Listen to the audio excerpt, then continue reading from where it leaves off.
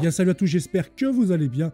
On se retrouve aujourd'hui dans une toute nouvelle vidéo. Et aujourd'hui la vidéo va nous mettre du baume au cœur parce que nous allons parler d'un don très généreux. Et aujourd'hui nous allons spécialement parler de la Bretagne.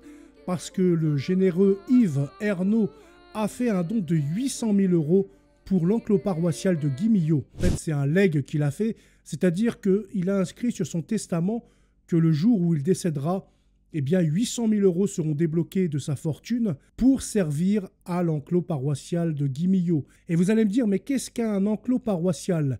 Pour prendre l'exemple de l'enclos paroissial de Guimillot, par exemple, c'est quelque chose qui est assez typique en Bretagne. Par exemple, vous avez l'église de Guimillot. À côté, vous avez une espèce de chambre funéraire, une petite chapelle funéraire, et vous avez un calvaire. Des fois, ça peut être un cimetière également. C'est-à-dire, c'est un ensemble de petits bâtiments avec une église dans le même lieu. Et c'est pour ça donc qu'on appelle ça un enclos paroissial. Ce généreux donateur Yves Ernaud a décidé qu'à sa mort, 800 000 € iront pour cet enclos paroissial afin de rénover s'il y a besoin ou d'entretenir, etc. Ce qu'il faut savoir, c'est que Yves Ernaud, il est très profondément ancré dans la Bretagne. Il vient donc d'une famille paysanne à la base, paysanne assez fortunée par la suite, qui fera donc fortune dans le commerce, etc. C'est une terre qu'il affectionne tout particulièrement par l'héritage de sa famille et par son passé. En tout cas, c'est une excellente nouvelle de voir qu'il y a de grands mécènes, de grands donateurs pour nos églises, pour notre patrimoine. Car c'est vrai qu'on n'en parle pas souvent de la Bretagne, mais la Bretagne a un patrimoine riche. Partout dans chaque village, vous pouvez voir des calvaires, vous pouvez voir des chapelles, des églises. D'ailleurs, vous avez pu voir quelques vidéos que j'ai tournées, notamment à Saint-Jean-du-Doigt, avec la relique qui est exposée dans l'église. Enfin voilà, c'est vraiment un pays qui est riche en patrimoine et qu'il faut d'ailleurs préserver. C'est donc toujours une excellente nouvelle d'avoir des hommes comme Yves Ernaud. Donc lui, il me semble qu'il a fait les Beaux-Arts à Paris et du coup et la Sorbonne. En tout cas, il est plutôt orienté dans l'art. D'ailleurs, sur son Facebook, vous allez pouvoir voir, si vous allez suivre, qu'il aime bien montrer des œuvres d'art. En tout cas, nous allons lire ce petit article concernant ce don providentiel de Yves Ernaud qui permet donc la rénovation de l'enclos paroissial de la commune. Donc vous voyez l'enclos, là nous pourrons voir le calvaire avec la petite église à côté. Yves Ernaud a annoncé ce vendredi 8 novembre un legs de 800 000 €, inscrit donc dans son testament pour la commune de Guimillot dans le Finistère. Alors, ce qu'il faut savoir, c'est que je suis allé sur sa page Facebook, je lui ai déposé un petit commentaire pour savoir s'il voulait répondre à quelques-unes de mes questions, et pourquoi pas, parce qu'il habite pas très loin de chez moi, pourquoi pas venir et puis qu'il participe à cette vidéo. Malheureusement, je n'ai eu aucune réponse, que ce soit sous le commentaire ou en message privé sur Facebook. Peut-être qu'il n'a pas vu. En tout cas, voilà, c'est dommage que ça aurait pu faire une bonne vidéo en ayant directement le mécène, la personne qui adore parler donc de son patrimoine. C'est toujours intéressant d'entendre qu'est-ce que ces personnes-là ont à dire sur leur patrimoine religieux, le patrimoine historique, etc. En tout cas, voilà, ça c'est pas fait. Peut-être que suite à cette vidéo, il la verra. Peut-être je l'enverrai quand même sous les commentaires. Et s'il apprécie cette vidéo, pourquoi pas, je vous invite à peut-être faire une vidéo avec moi pour nous expliquer un petit peu le passé de votre famille en Bretagne. Pourquoi vous êtes si attaché comme ça à cette terre et pourquoi l'enclos paroissial vous tient très à cœur, etc. quoi. La somme servira donc après sa mort à financer des travaux de rénovation de l'enclos paroissial.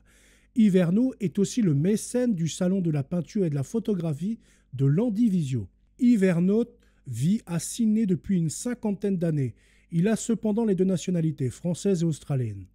Attaché au pays de Landivisio, il revient chaque année pour le salon de peinture et de photographie ouvert aux peintres amateurs et professionnels, qu'ils soient étrangers ou français. Depuis 2011, Yves Ernaud soutient les artistes bretons tels que Thomas Godin et Lucky Méhard, pour lesquels il est le mécène. Donc là, vous pouvez voir la photographie de Yves Ernaud. Yves Ernaud est présent à la 56e édition de cet événement qui permet de révéler des talents. Elle se déroule actuellement à l'hôtel de ville de Landivisio du samedi 9 novembre au dimanche 15 décembre 2024.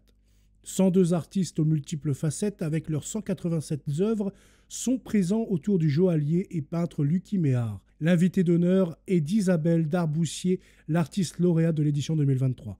Toutes les techniques sont présentées, l'acrylique, l'huile sur toile, la pastel, l'aquarelle, la gravure, les collages, etc. Donc Yves Ernaud, il a maintenant 75 ans aujourd'hui.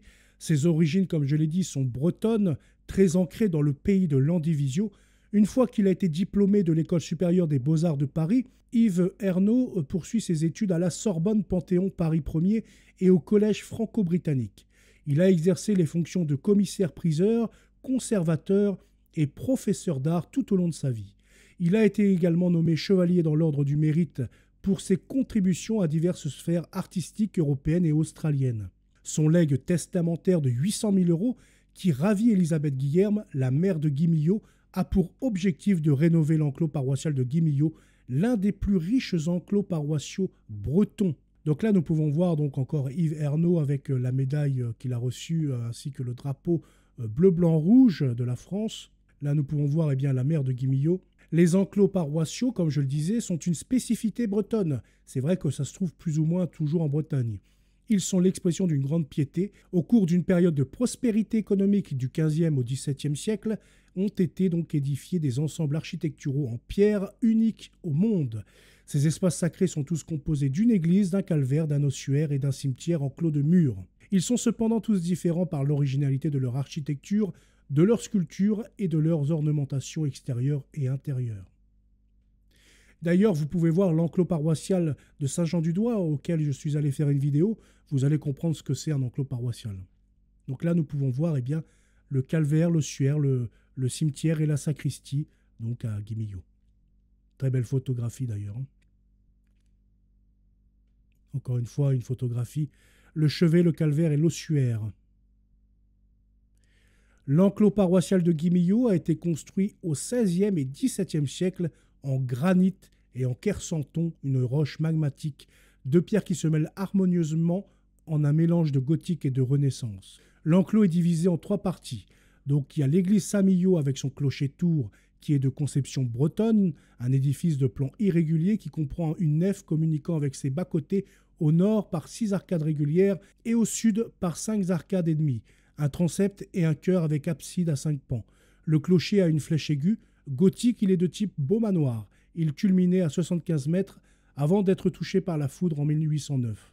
Il y a également une chapelle funéraire avec sa façade ornée de colonnes et de petites baies en plein cintre et sa chaire extérieure qui servait à la prédication en plein air. C'est dans cette chapelle qu'étaient déposés les corps des défunts victimes de la peste et du choléra en attendant l'ensevelissement. Et puis le calvaire qui a été édifié entre 1581 et 1588 en granit moucheté de Lichon sédentaire. Il représente le drame de la Passion et la scène de l'enfance de Jésus-Christ. Avec 200 personnages en costume d'époque, le soubassement est carré avec des contreforts ajourés d'arcades. La statue de la porte triomphale de 1533 représente Paul Aurélien, premier évêque du Léon. Elle est sculptée dans un décor Renaissance alors que le reste du porche est gothique. Donc là, vous allez pouvoir voir ça. Peut-être qu'un jour, j'irai à Guy Millot pour faire une vidéo et pour vous montrer un petit peu cette belle église, ce bel enclos paroissial d'ailleurs. Il y a des choses à voir. Donc vous pouvez voir de l'extérieur. Donc, c'est une excellente nouvelle en tout cas de voir que, il y a des généreuses personnes qui font des legs, des dons, qui permettent également de rénover, d'entretenir, d'aider les communautés catholiques et religieuses en France. Je ne sais pas si ce monsieur est lui-même catholique, mais en tout cas, comme on l'a vu, parfois des personnes riches font des dons à l'Église sans même qu'ils soient eux-mêmes catholiques. Mais c'est un acte grandement charitable, c'est un acte de grande charité et qui, je pense, sera récompensé de toute façon par le Seigneur Jésus-Christ à sa mort. En tout cas, je vous souhaite une très bonne journée, à bientôt, salut!